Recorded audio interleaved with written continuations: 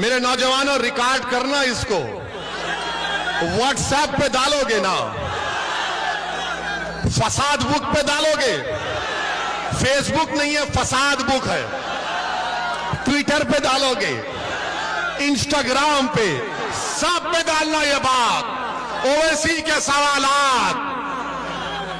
یاد رکھو بھارت کا سنویدھان آپ کو اس بات کی اجازت دیتا ہے کہ آپ اپنے مذہب پر چلیں، آپ کو مذہبی آزادی دے دی گئی ہے، آپ اپنے مسجدوں کو آباد رکھیں۔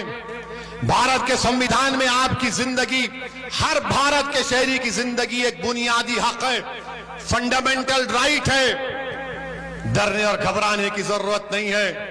اور ایک بات میری یاد رکھو کہ جو ظلم کرتا ہے نا وہ ظالم ختم ہو جاتا ہے۔ فرعون تھا نا، فرعون معلوم کون تھا آپ کو؟ فرعون ایک بادشاہ تھا، ظلم کرتا تھا اور اپنے آپ کو خدا کہتا تھا، تو اللہ نے حضرت موسیٰ کو اس کی طرف بھیجا اور اس کے دربار میں، فرعون کے دربار میں غریب لڑکی تھی، بہت غریب تھی، جھوپڑی میں رہتی تھی۔ اس کا کام یہ تھا کہ فرعون کے بیٹی کے بالوں کو کنگھی کیا جائے۔ اور ایک دن جب وہ فرعون کے محل میں بادشاہ کی بیٹی کے بالوں میں کنگھی کر رہی تھی تو کنگھی نیچے گر گئی۔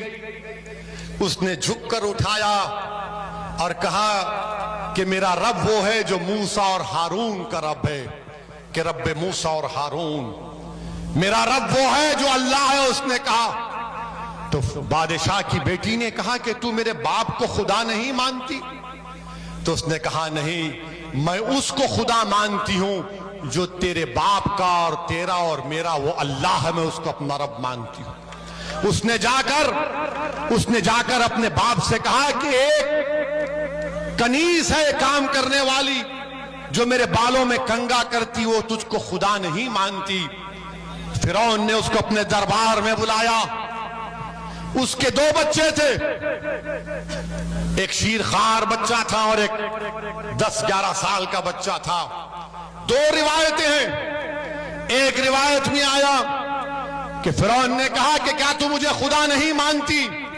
تو اس نے کہا نہیں، میں اس کو مانتی ہوں جو تیرا بھی رب ہے اور میرا بھی رب ہے، وہ اللہ ہے۔